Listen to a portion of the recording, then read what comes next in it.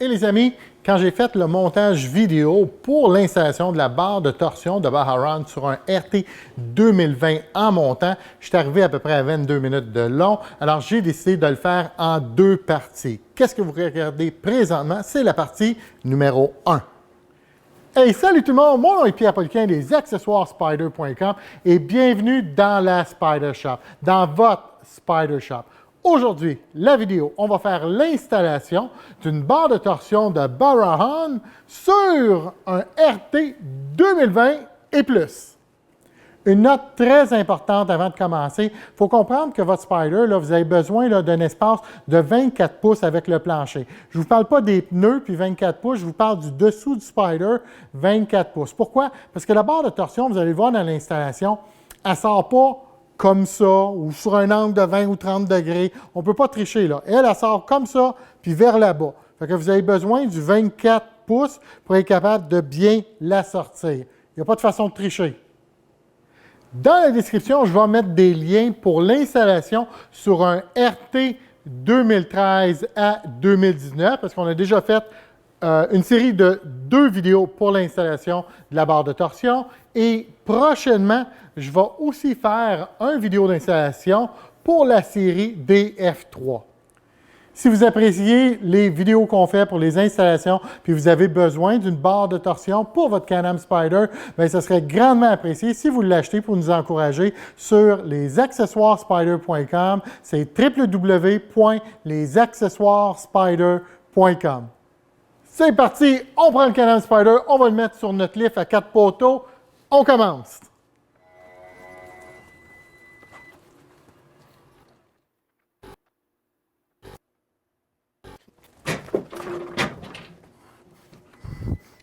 Dans la description de la vidéo, on a aussi mis le lien pour une autre vidéo qui explique tous les bénéfices, tous les avantages d'avoir une barre de torsion de Baharon.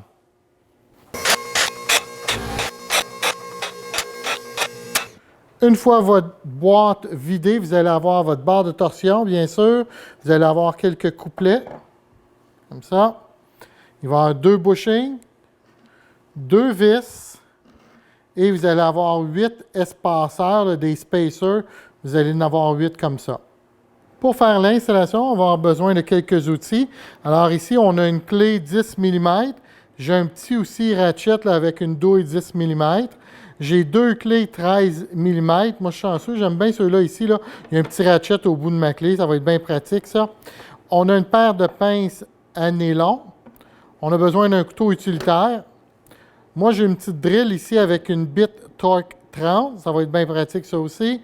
Puis, je m'ai fait un outil maison là, avec un genre de tournevis là, de chez Canadian Tire où j'ai simplement agrandi cette partie-là ici. Ça, c'est pour enlever les push-pins. C'est merveilleux comme outil. Si jamais vous avez une petite douille, une petite bite là, comme ça de 10 mm que vous pouvez mettre avec la drill tantôt, mais ça aussi, ça va être bien pratique. La dernière chose, mais pas la moindre, une grosse couverte. La grosse couverte, je vais vous expliquer c'est pourquoi tantôt. En préparation, pour faire l'installation des bushings tantôt, on va vous donner un petit truc Spider Shop, quelque chose qu'on fait ici. C'est qu'on va prendre le bushing, puis quand on le regarde comme ça, on va venir y en enlever un petit peu ici, puis un petit peu ici, à peu près un angle de 20 ou 30 OK? Juste pour dire que quand on va l'insérer à sa place, ça va faire un angle, ça va faciliter l'installation.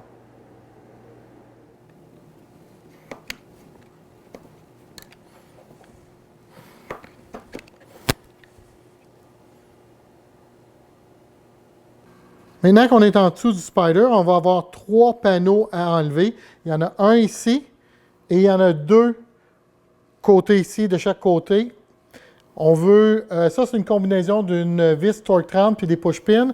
Vous allez avoir une vis Torque 30 qui est ici. Vous avez une push-pin qui est ici. Il y en a une deuxième et une troisième ici. Et de l'autre côté, ça va ressembler à ça. La vis Torque 30, elle est là. Une push-pin, 2 push-pins et la troisième est ici. On commence par enlever ces 2 panneaux-là.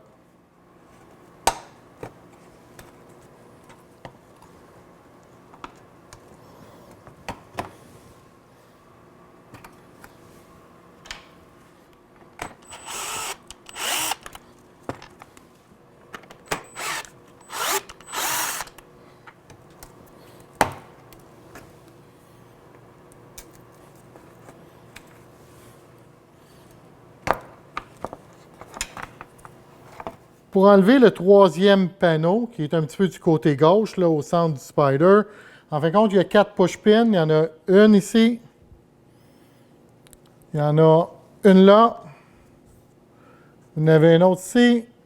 Et la quatrième est ici.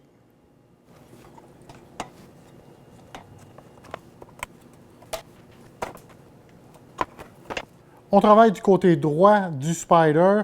On va s'attaquer maintenant à l'ancienne barre de torsion qui est ici avec le couplet. Fait qu'on va avoir 2 vis enlevées. Il y en a une ici et l'autre, elle est juste 4 pouces plus haute là. On va utiliser nos 2 clés 13 mm.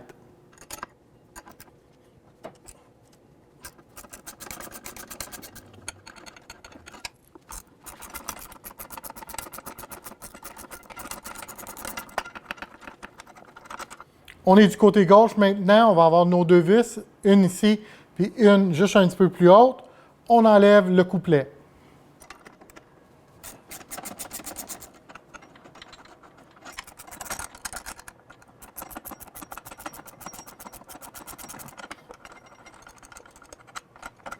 Maintenant que notre barre de torsion est libérée des 2 couplets, c'est le temps de l'enlever. Pour être capable de faire ça, il va falloir enlever 4 vis. Ça va être la même chose de chaque côté, il y en a 2 de chaque barre. Fait que, il y a un bushing qui est là, puis il y a une vis qui passe en travers le bushing comme ça. Elle est juste là. Puis, vous voyez ici, là, il y a un petit genre de collet ici avec une vis qui passe en travers. Alors, l'autre vis est là. Fait que ça, on enlève ces deux-là. C'est avec notre douille, notre petit ratchet avec notre douille 10 mm et notre clé 10 mm. Et de l'autre côté, c'est identique. Alors, je vais juste switcher ma lumière d'abord.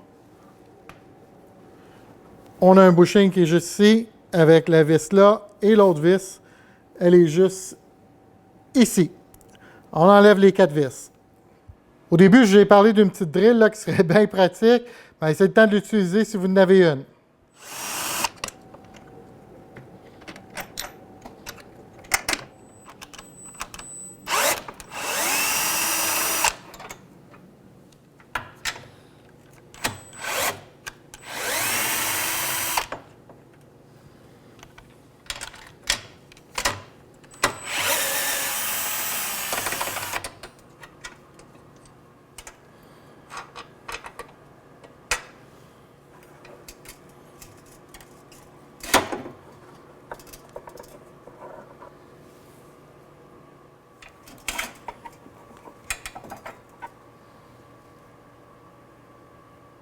C'est le temps d'enlever la barre de torsion. Habituellement, moi, je vais vers la gauche, juste par habitude. Fait que vous la poussez et vous la soignez vers le bas, comme ça. Et voilà.